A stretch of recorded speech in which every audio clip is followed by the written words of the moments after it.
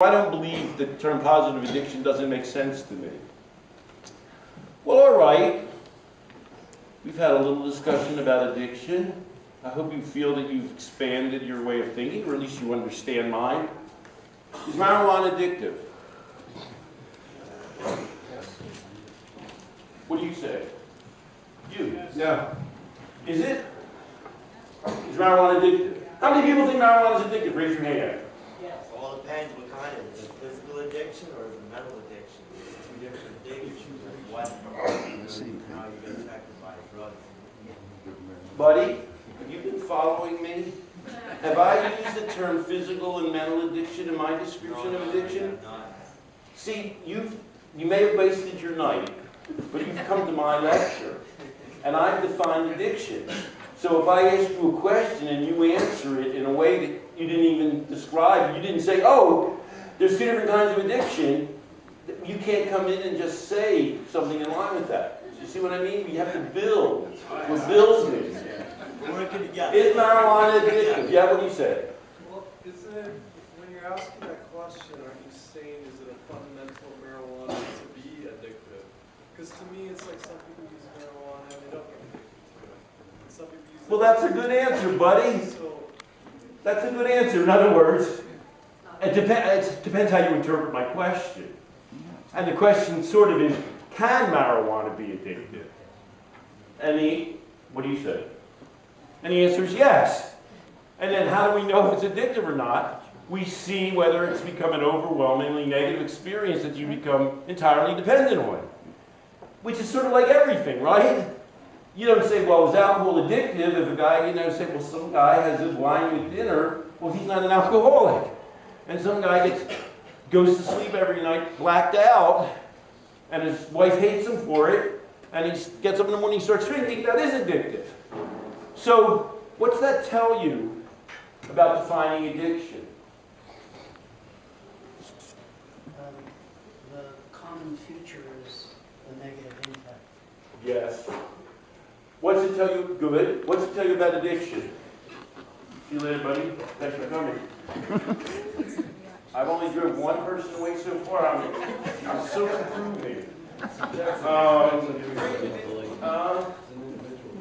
Just being polite. What's it say about addiction? Go on, buddy. I think it says that there's a wide range of consequences. It's a wide range of reactions to substance. What's it say about my definition of addiction? Hey, you scratching your beard, as opposed to the person next to you scratching your ass. What's that? I don't believe in addiction. You don't believe in addiction? You're not following along, huh? All right. What does it say about my view of addiction? Not you. You talk to me. How about you with the hat on, Daddy? What's it say about my view of addiction when I say, well, it depends how you use something? What is my definition of addiction? Behavior? Well, what's that?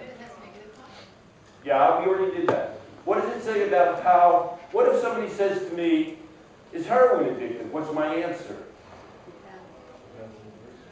It can. What do you say? What's that? Not for you.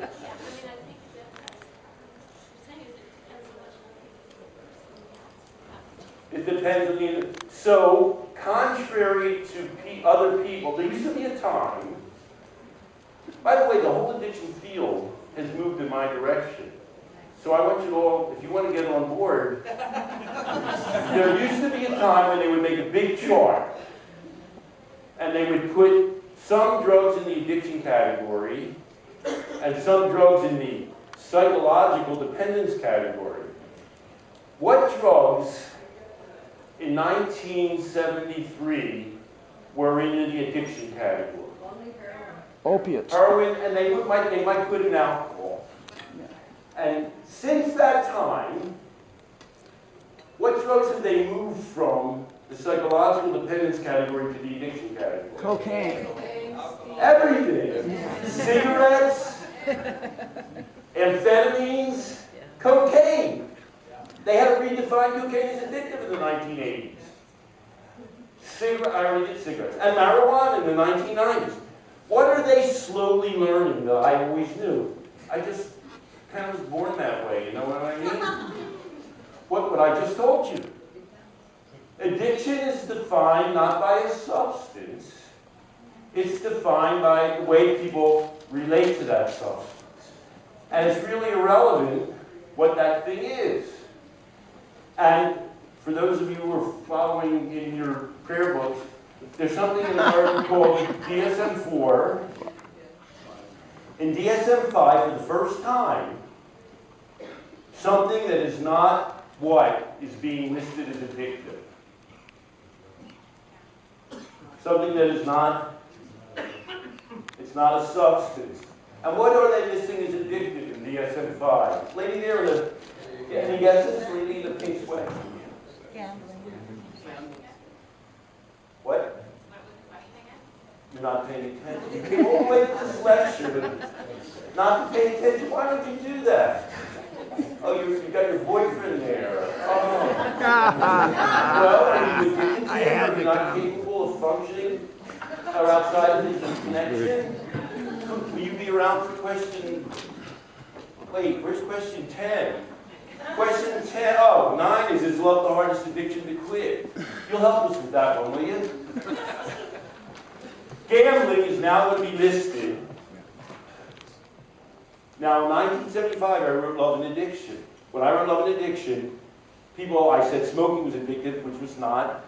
That meant nothing to people. I said relationships could be addictive. I said gambling could be addictive. So do you see, wipe those 9 smiles off your face. What I said all those years ago, all the officials have changed their mind and are now saying what I said. I know I sound a little aggrieved.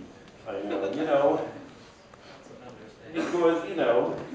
I should, well, really, let's focus really on question 8. You know what I mean? Well, let's get there eventually, All right. Let's mud wrestle. Is addiction a disease? You with the glasses there. Is addiction a disease? Not unless you can find a virus that causes it. Well, cancer is a disease that doesn't have a virus, I think. I don't know if they're 100% on that yet. Is addiction, the lady there covering her face, is addiction a disease? Oh God, I've had that effect on you. I'm so sorry. The lady behind you, is addiction a disease? You, yeah. It's a self-inflicted disease. It's a self-inflicted, what does that mean? It means you create your own disease. You create the... What makes it a disease? It's a disease because it starts affecting your body mentally and physically. Wait a second. Okay, all right, okay. That's all right, stupid, all right. buddy. Stop, stop. I was on crack. Stop. I was hooked on If you crack. take a hammer and hit your hand, you'll hurt yourself. Does that make it a disease? Yeah, it is a disease. All right, let me ask you another question. You ready? Go ahead. You have your brains on? Oh, I turned around 3,000 years ago. Do I think it's a disease? No, you don't. And what do I say that indicates that I don't think it's a disease? It has no virus. There's no virus. That's what he said, not me. You gotta wake up and smell roses, buddy. Maybe it's behavioral. What have I said that indicates I don't think it's a disease? Not caused by the substance. Well, it's not caused by the substance, but you could say, well, some people's bodies make them cause it. Yeah? Right. It's driven by motivation. Describing addiction in terms as a purposeful behavior that people pursue for some distorted purpose, distorted in the sense that they're not really going to get what they're seeking, doesn't describe a disease. So, well, at least we know where I stand. Anybody want to fuck with me? Go on. I've got a question here. Yeah? Why does the government say it's a disease? Now, I say no, because the government says yes. But it is classified as a disease. We have in the audience somebody who hates the National Institute of Drug Abuse more than me. I know that's hard to imagine. Those are the people that do brain scans so they can find the cause of addiction in your brain, so that someday they can give you a drug so you won't do it. Yeah. Bruce, why does the NIDA claim that addiction's a disease? Because they never got over the temperance movement. They never got over Exactly. trying to control it by magical thinking. Man, that's deep. They need to justify The themselves. National Institute on Drug Abuse. That's a funny name when you think about it, don't you think? Yeah, exactly. Now, quiet down, children. Calm down. I'm letting you talk, but I'm not going to let you misbehave. Now that the DSM says that gambling is addictive, should they change the name of the National Institute on Drug Abuse to the National Institute on Addiction and study gambling too? Should they? Sure. Exactly. Why do they have an Institute of Drug Abuse? To justify themselves. Why? Well, follow up on Bruce. Why? Why do they have a National Institute on Drug Abuse and not a National Institute on Gambling Abuse? All right. What do you mean? There's a political drive to have drug addiction seen as a problem in a specific way, and for us to justify police forcing and drug addiction being a police issue and that kind of thing, we need to have it as a political issue, and so we have to have a national board of drug addiction. You're a left winger, aren't you? Oh. Well, okay.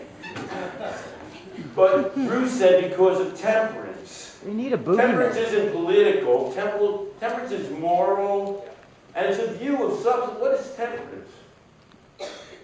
Temperance movement was against what? Alcohol. And America's against drugs. Okay? And so they have a National Institute of Drug. I mean, they could have a National Institute to study addictive and non-addictive drug use. They're not going to do that. Why aren't they going to do that? No government official is going to get up there and say some people are addicted to heroin or cocaine or marijuana and some people aren't. Nobody's going to say that. In America, and they won't say it here either.